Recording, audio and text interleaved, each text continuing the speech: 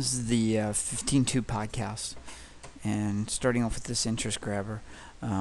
Essentially, what it's asking you to do is first list the characteristics that you've always had, and which would be your inherited characteristics, things you probably think are coded for in your DNA. And then the second column, you're supposed to list your acquired characteristics. These are things that you may have begun. For instance, being able to play a musical instrument, or just knowledge you have, or maybe there's a, I don't know, freckle you've gotten or something. Maybe you've gotten stronger or whatever. And then the third question asks you to think about what kind of things you might pass on to your children, which leads an interesting idea, which we'll talk about with Lamarck, is for instance, your talents, such as maybe your ability to do math. Is that something you pass on to your children, or is that something you learned that you don't then pass on? I'm pretty sure you're going to pass on traits for your eye color and your hair color, but do you pass on things that you acquire later on? So here's the outline for this chapter, and once again, I don't section. I don't follow it very closely. There'll be different little headings at the top of each of the slides. So, in order to understand Darwin's theory, you really do need to understand what the prevailing feeling was in the world at that time. He was not exactly presenting an idea that was very easily or well accepted.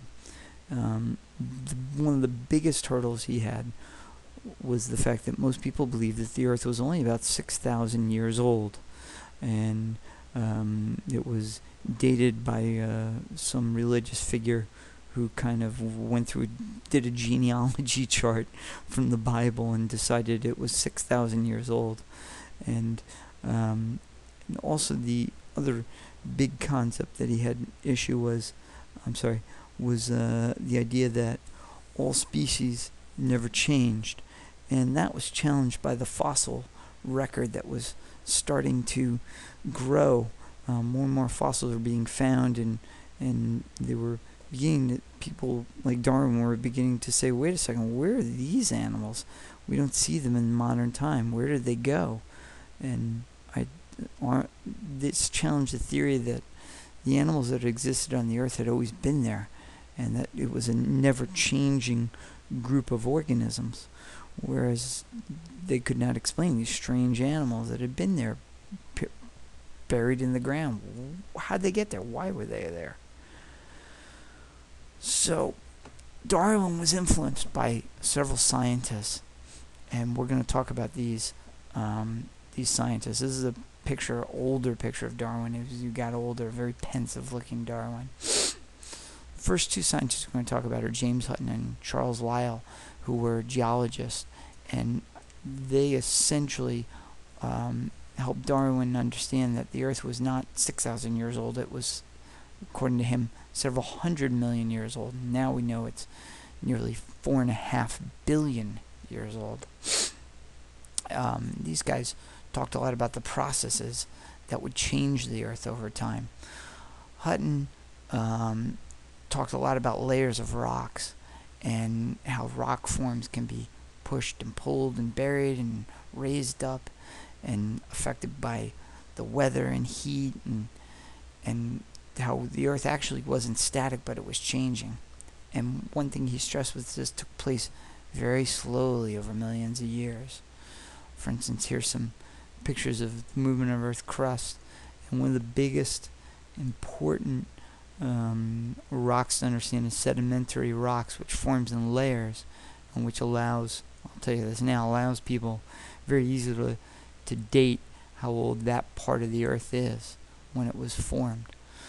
So, and you can see how mountains form, and you can see how valleys are formed due to water, and you can then see how these forms can then be filled in by sedimentary rock later on, thus preserving the landforms that were underneath.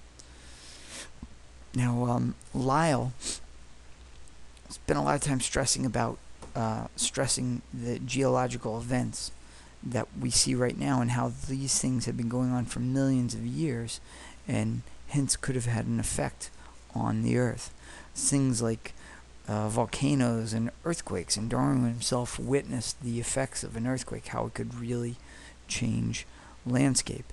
And from this, Darwin could understand how marine animals, marine fossils could be found on the top of a mountain, how once a mountain was really part of the ocean, it was underneath the ocean water. So Darwin spent a lot of time thinking about how the Earth could change over time, which then got him thinking that maybe life could change over long periods of time. Now, one of the first people who talked about life changing over time was Jean-Baptiste Lamarck. And while his theory of how evolution worked wasn't exactly correct, he did get a couple things right. What he got wrong was that organisms could gain or lose traits during their lifetime by using or not using the organs. This was called use and disuse. And one of the things he got right was that you could pass on traits to your offspring. In this case, he said it was acquired characteristics from use and disuse could be passed on to your offspring and eventually change the species. Here's an example of it, where you have a crab in picture 1, and this crab uses his claw right here to fend off these other crabs. He's trying to keep them, maybe he's trying to fight them for food or something. And over time, because that claw was being used, it got bigger and bigger and bigger and bigger, because he used it, so it got stronger and stronger, or more useful. And then the theory then said is that he could pass on that trait down to his offspring, and those offspring would then have the large claw. And in some ways he kind of got that right, that organisms do pass on their traits to their offspring. Now, he is talking about evolution, how things become, species do change over time, and how they adapt to their environment, and how they pass on these traits. But his idea that things could gain these traits over life during their lifetime was not correct. In this case, he kind of failed. But some people have revisited this theory in the idea that behaviors can be learned and passed on to their offspring. And this is something that's kind of brand new, which I've just read about recently. So Lamarck's ideas aren't necessarily dead. Darwin was also influenced by Thomas Malthus and his ideas about population growth. And essentially, Malthus was very, very worried. He was a doomsayer about the fact that the human population was getting bigger and bigger and bigger, and he was afraid that one day the Earth wouldn't be able to support all these people. And he spent a lot of time looking at the squalor in inner cities such as London, and how he saw how people struggled to survive there. Well, Darwin looked at this and realized, well, if people were a problem with people overpopulating the Earth, he wondered why organisms didn't all survive and overpopulate the Earth. And he decided that a lot of things must die very, very young. Yet he needed to determine the factors that cause some individuals to survive and reproduce, while others did not survive and reproduce.